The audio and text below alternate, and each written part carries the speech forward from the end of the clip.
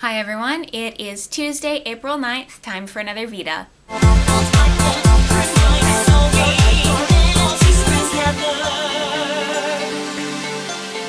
Today I am doing Throwback Tuesday.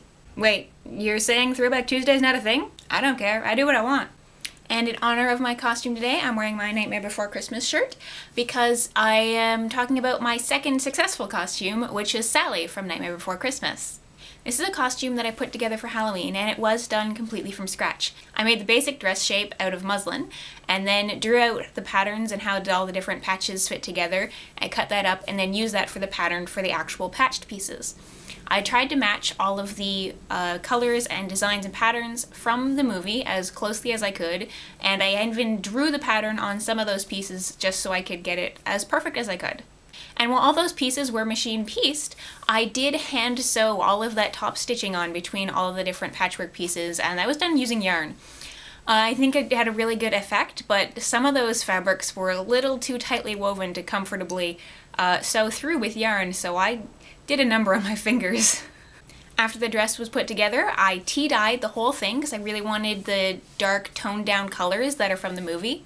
Personally, I'm not fond of the Sally designs with the really bright colors, let alone the green skin on her.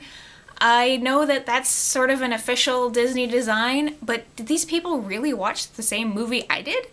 It's dark, and her skin's white. Maybe gray, but definitely not green.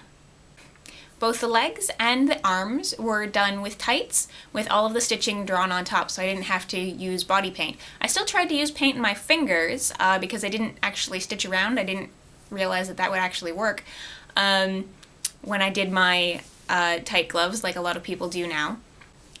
So that is kind of ugly, but I think it worked out for what it was. I was not super hardcore with this one.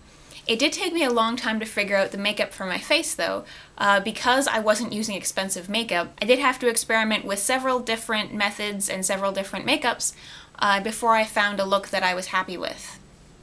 Like I said before, I did this for Halloween, and so I wore it to my first cosplay meetup and photo shoot outside of a con. It was at High Park, and that was where I met Elemental and we did our first photos together. So that was really nice, although I didn't realize till later, going through my photos, how many people I'm friends with now I met that day. That's the weirdness of cosplaying convention circles. Unfortunately, I only wore this costume once. After the first time I wore it, I went to wash it, and I didn't realize at the time, but I had the tights in with a brand new piece of purple fabric, and of course the dye ran from the purple fabric and basically tie-dyed my tights purple. And since I never got around to remaking the tights, and I never had a really good excuse to rewear the costume, especially because I never picked up a wig for it. My own hair I was happy with for the time, especially because it had been dyed red, but it really, that was not a good look.